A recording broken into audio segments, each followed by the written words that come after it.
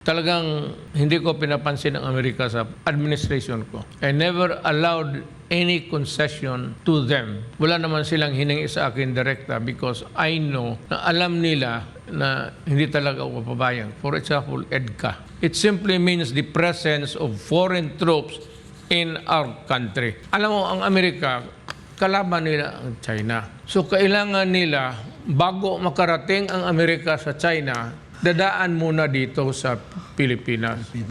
So, importante sa kanila ang Pilipinas, buffer zone. Na bago makalusot itong mga Chinese, dadaan talaga sila muna dito sa mga military installations. Buffer zone ang Pilipinas. So, Amerika, kailangan talaga nila pigilan ang China from advancing to the Pacific. The only way that they can enter into the Pacific, makita mo sa mapa, dito sa Taiwan Strait, between Taiwan and the Philippines, nandyan sa dulo, on the tip of the country, there's a narrow channel there. Ngayon, kung magkagera, fight muna tayo dito bago ka makalusot. Before you can ever even entertaining the idea of conquering the Marianas and Guam, patayan muna tayo dito sa Pilipinas.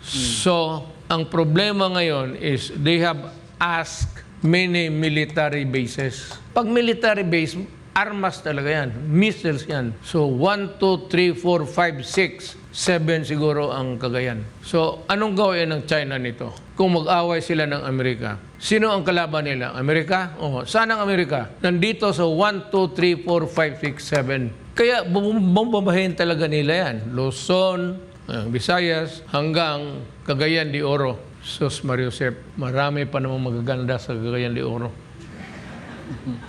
Kasayang.